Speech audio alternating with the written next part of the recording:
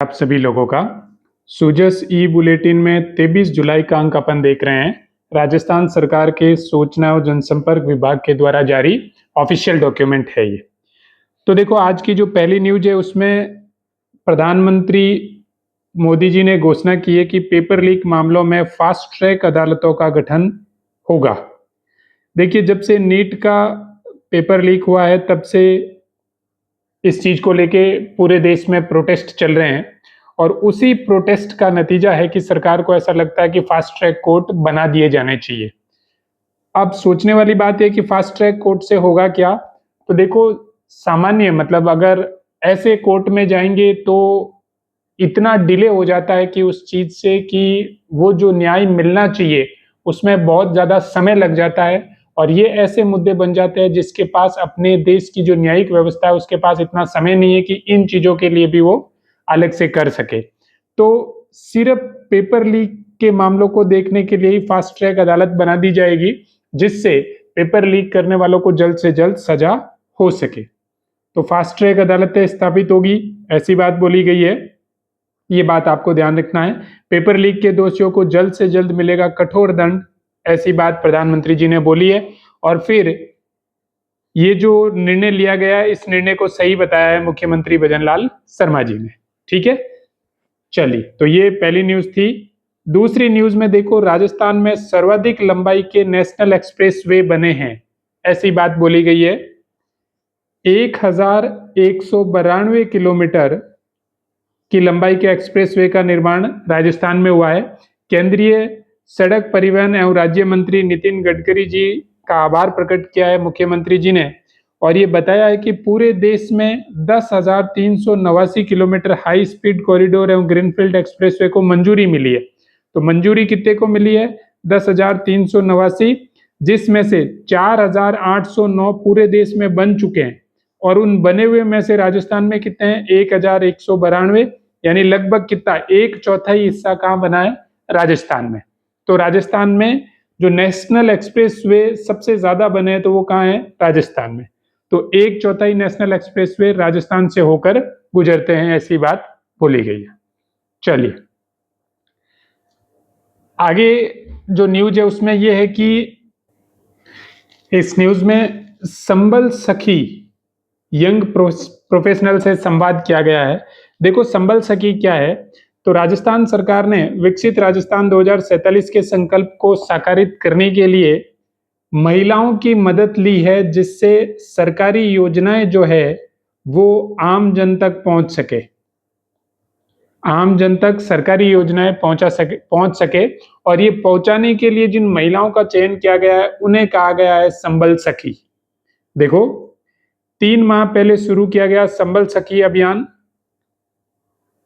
संबल सखियों द्वारा राज्य सरकार की योजनाओं की जानकारी आम जन तक पहुंचाई जा रही है। देखो, संबल सखी, कल के सूजस में अपन ने प्रसव सखी देखा था, ठीक है? तो ये संबल सखी कौन है? ये वो महिलाएं हैं जो राजस्थान सरकार की योजनाओं को आम जन तक पहुंचाने का काम करती है। फिर इन्होंने ज्ञान के बारे में फिर से बात हुई है, गरीब, युवा, अन्नदाता और नारी, ठीक है, कि 4 प्रमुख जातियों किसान, मजदूर, महिला और युवा का सर्वांगीण विकास सुनिश्चित करना, ऐसा प्रधानमंत्री जी चाहते हैं और केंद्र सरकार के बजट से, पिछले 2 बजट से ये बात बोली भी जा रही है। फिर इन्होंने इस संवाद के दौरान अपनी उपलब्धियों को और गिनाया है कि हमने 1,78,000 नियुक्तियां दे दी है, 1 लाख से अधिक पदों पर प्रक्रिया दी ने और 4.5 लाख युवाओं को प्राइवेट क्षेत्र में हमने काम दिया है, ठीक है। फिर इन्होंने बोला है कि पिछले साल मई, जून और जुलाई में हमें बिजली बाहर से खरीदनी पड़ती थी, इस बार मई, जून, जुलाई में बाहर से भी नहीं खरीदनी पड़ी और हमने सरप्लस उत्पादन भी किया है। फिर अगेन सेवा शिविर जो 12 जून से स्टार्ट होकर 15 जुलाई तक चलने थे, उनकी डेट को 31 अगस्त तक बढ़ा दिया गया है। ये बात भी इन्होंने फिर से बोली है, ठीक है। ये फिर से वही चीज है, एग्जाम के पॉइंट ऑफ व्यू से कोई काम की चीज नहीं है। फिर देखो, एक गिव अप अभियान स्टार्ट किया गया था मुख्यमंत्री जी भजनलाल शर्मा जी के द्वारा, जिसमें ये कहा गया था कि जो लोग सक्षम है उनको खाद्य सब्सिडी जो मिल रही है उसको छोड़ देना चाहिए। वो अगर गिव अप करेंगे तो दूसरे लोगों को ये सुविधा मिल सकेगी। तो उसके बारे में आर्टिकल आया है। तो खाद्य एवं नागरिक आपूर्ति विभाग ने सामाजिक न्याय और पारदर्शिता को साकार करने की दिशा में एक अभूतपूर्व उपलब्धि दर्ज की है। क्या है वो उपलब्धि? देखो, पहली चीज तो आप ये ध्यान रखो कि खाद्य एवं नागरिक आपूर्ति मंत्री कौन है? तो सुमित गोदारा ने बताया कि 1,56,511 जरूरतमंद लोगों को खाद्य सुरक्षा प्रदान की गई है। ठीक है, 93 लाख लोगों ने, सक्षम लोगों ने स्वेच्छा से गरीबों के हक की खाद्य सुरक्षा छोड़ी है। यानी गिव अप जो अभियान चलाया था उसमें 93 लाख लोगों ने इस चीज को छोड़ा है, गिव अप किया है। अब देखो, जो नेशनल फूड सिक्योरिटी एक्ट है उसके तहत राजस्थान को 4.46 लाख करोड़ लाभार्थियों की सीमा निर्धारित है। ठीक है, अब देखो, जैसे ही सरकार 4.46 लाख तक पहुंच जाएगी और उसके बाद अगर कोई व्यक्ति बच गया है, 4.46 करोड़ तक अगर आप पहुंच गए और उसके बाद कोई व्यक्ति बच गया है, तो अब आप उसे खाद्य सुरक्षा नहीं दे पाएंगे। तो ये सिचुएशन आने लग गई थी, इसलिए मुख्यमंत्री जी ने एक अभियान स्टार्ट किया, गिव अप अभियान, के जो लोग सक्षम है वो ये छोड़े। तो जिससे 93 लाख लोगों ने ये सब्सिडी छोड़ दी, जिससे नए 93 लाख लोगों को ये सब्सिडी दी जा पाई थी। ठीक है, तो 1 नवंबर 2024 से ये अभियान स्टार्ट हुआ था।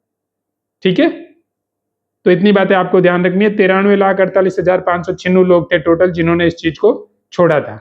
ठीक है, इससे पहले केंद्र सरकार ने एक उज्ज्वला योजना के तहत और चलाया था, तब भी 1,16,00,000 लोगों ने स्वेच्छा से सब्सिडी छोड़ी थी। उज्ज्वला योजना में जो गैस का सिलेंडर होता है, रसोई घर में जो काम लेते हैं, उसके अंदर सब्सिडाइज्ड रेट पे दिया जाता था, तो वो सब्सिडी छुड़वाने के लिए सरकार ने गिव अप अभियान चलाया था। अच्छा, ये नेशनल फूड सिक्योरिटी एक्ट है, इसमें है क्या? तो प्रधानमंत्री गरीब कल्याण जो योजना है उसके तहत प्रत्येक व्यक्ति को 5 किलो गेहूं दिए जाते हैं। ठीक है, तो ये ध्यान रखना, गिव अप अभियान क्या था, 1 नवंबर 2024 को स्टार्ट हुआ और 93 लाख लोगों ने इसके अंदर जो खाद्य सुरक्षा के तौर पर जो मिल रहा था उसको गिव अप किया था। फिर देखो, एक राज्य स्तरीय संस्कृत दिवस समारोह आयोजित किया जाएगा, उसके लिए 28 जुलाई तक पुरस्कारों के लिए आवेदन मांगे हैं। तो ये चीज आपको ध्यान रखनी है। ये कब होगा? जब होगा उस दिन सुजस में आएगा, तब अपन इसको और देख लेंगे। फिर देखो, पंच गौरव के बारे में अब पिछले 3 दिनों से रोज एक जिले की डिटेल में आ रहा है। जैसे अजमेर का आया था, ब्यावर का आया है और अब भीलवाड़ा का आया है। विकास भी, विरासत भी, पंच गौरव। टेक्सटाइल सिटी ऑफ इंडिया कहते हैं भीलवाड़ा को। इसका नाम भील जनजाति के कारण पड़ा है। और एक मान्यता ऐसी भी है कि एक प्राचीन टकसकाल में भीलाडिस नाम का सिक्का ढाले जाते थे यहाँ पे, इसलिए इसका नाम भीलवाड़ा पड़ गया। भीलवाड़ा से 54 किलोमीटर दक्षिण पूर्व में मांडलगढ़ दुर्ग स्थित है, जो विंध्य और अरावली पर्वतमालाओं के संगम पर बसा है। ये दुर्ग 2 पठारी पहाड़ियों से निर्मित है और शिलालेख मंडलाकृतिगढ़ अथवा मंडलाकृति महादुर्ग के नाम से उल्लेखित है। शिलालेखों में इस दुर्ग को मंडलाकृतिगढ़ या मंडलाकृति महादुर्ग के नाम से लिखा गया है। ठीक है, अब भीलवाड़ा के पंचगौरव क्या क्या है? तो संतरा है इसकी उपज, वनस्पतिक प्रजाति अर्जुन, एक जिला एक उत्पाद के तहत उत्पाद, टेक्सटाइल के उत्पाद, पर्यटन स्थल मांडलगढ़ का किला और खेल है बास्केटबॉल। अब इन पांचों के बारे में डिटेल से दिया हुआ है। तो बास्केटबॉल खेल है, अर्जुन पुरस्कार, ये 2 नाम ध्यान रखना। देखो, सुरेंद्र कटारिया 10 बार और मोहित भंडारी 9 बार भारतीय टीम का प्रतिनिधित्व किया है। और स्वर्गीय BM दिवाकर ने ओलंपिक और अंतरराष्ट्रीय स्तर पर निर्णायक भूमिका निभाई है। ये तीनों लोग भीलवाड़ा से थे। मांडलगढ़ के बारे में वही चीजें हैं, फिर से मिनाल और बिजोलिया के बीच से होकर यहाँ तक पहुंचा जा सकता है। दुर्ग 1 किलोमीटर लंबा है, 1850 फीट की ऊंचाई पर स्थित है समुद्र तल से। और मांडलगढ़ किले का निर्माण किसने कराया? राणा कुंभा ने। ठीक है, फिर वनस्पतिक प्रजाति अर्जुन, ये नाम ध्यान रखना। टर्मिनलिया अर्जुना औषधीय पादप है, ये एंटीऑक्सीडेंट के गुण भी पाए जाते हैं। वनस्पतिक नाम क्या है? टर्मिनलिया अर्जुना। फिर संतरे के बारे में बात हुई है, तो संतरा मुख्यतः मांडलगढ़, कोटड़ी और बिजोलिया क्षेत्र में दोमट मिट्टी इसके लिए सुटेबल होती है। विटामिन सी, विटामिन ए और बी समूह के विटामिन, विशेषकर फोलेट, पोटेशियम, कैल्शियम, फास्फोरस और डाइट्री फाइबर जो है वो इसमें पाया जाता है। सिट्रस साइनेंसिस, ये संतरे का वानस्पतिक नाम है, ये आपको ध्यान रखना है। फिर टेक्सटाइल के उत्पाद, यहाँ के उत्पाद है। तो 1938 में मेवाड़ टेक्सटाइल मिल की शुरुआत की गई। भीलवाड़ा को टेक्सटाइल सिटी कहा जाता है। 20 स्पिनिंग मिल्स, 460 से अधिक आधुनिक वीविंग इकाइयां और 19 अत्याधुनिक प्रोसेस हाउस यहाँ पे संचालित है। ठीक है, और ये जो भीलवाड़ा की जो इंडस्ट्री है वो उसकी इकोनॉमी का मेन पिलर है, आप ये समझिए, प्रमुख आधार यही है। चलिए आगे बढ़ते हैं। अगली न्यूज में स्वच्छ भारत मिशन के बारे में न्यूज आई है, जो ग्रामीण वाला चल रहा है उसके बारे में। तो देखो, शौचालय बनाने के लिए 12,000 रुपए दिए जाते हैं। अब तक 3.04 लाख शौचालयों का निर्माण हो चुका है। सामुदायिक स्वच्छता परिसर के निर्माण के लिए 3 लाख रुपए दिए जाते हैं और अब तक 5,749 सामुदायिक शौचालयों का निर्माण किया जा चुका है। कुछ डेटा आपको ध्यान रखना है कि 3 लाख व्यक्तिगत शौचालय और 3 लाख रुपए सामुदायिक स्वच्छता परिसर के लिए, 12,000 रुपए शौचालय बनाने के लिए दिए जाते हैं और 5,749 सामुदायिक शौचालयों का निर्माण किया जा चुका है। ये बातें ध्यान रखनी है आपको स्वच्छ भारत मिशन ग्रामीण से। चलिए, ये थी सुजस न्यूज। अब आ जाते हैं अपन क्वेश्चन पे। तो पहला क्वेश्चन देखो, राजस्थान सरकार द्वारा डेयरी के माध्यम से दूध बेचने वाले पशुपालकों को प्रति लीटर कितने रुपए का अनुदान दिया जाता है? तो 5 रुपए का अनुदान दिया जाता है। ठीक है।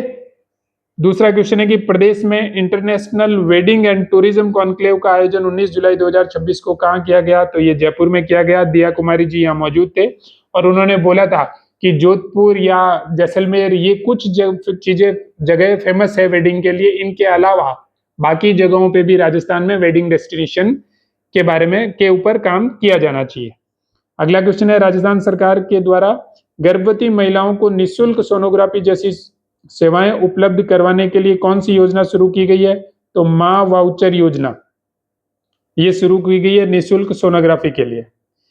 अगला क्वेश्चन है, हाल ही में नीति आयोग द्वारा जारी निवेश अनुकूलता सूचकांक की समग्र रैंकिंग में राजस्थान देश भर में कौन से स्थान पर है? तो समग्र रैंकिंग में राजस्थान 10वें स्थान पर था। बड़े राज्यों में राजस्थान 8वें स्थान पर था। ये बात आपको ध्यान रखनी है। अगर सिर्फ बड़े राज्यों का निकालेंगे तो 8th रैंक थी और ओवरऑल रैंक है वो 10वीं रैंक थी। अगला क्वेश्चन है, पंचगौरव कार्यक्रम में एक जिला एक उत्पाद के तहत सिरोही जिले का उत्पाद क्या है? तो सिरोही जिले के उत्पाद है वो है मार्बल के उत्पाद। सिरोही की भी मैं 5 चीजें बता देता हूं आपको। उपज है वो है सौंफ, वानस्पतिक प्रजाति है महुआ, उत्पाद मार्बल के उत्पाद हो गया, पर्यटन स्थल दिलवाड़ा जैन मंदिर और खेल है तीरंदाजी। फिर से देख लो, उपज सौंफ, वानस्पतिक प्रजाति महुआ, उत्पाद मार्बल के उत्पाद, पर्यटन स्थल दिलवाड़ा जैन मंदिर और खेल है तीरंदाजी। चलिए मिलते हैं अगले वीडियो में। धन्यवाद।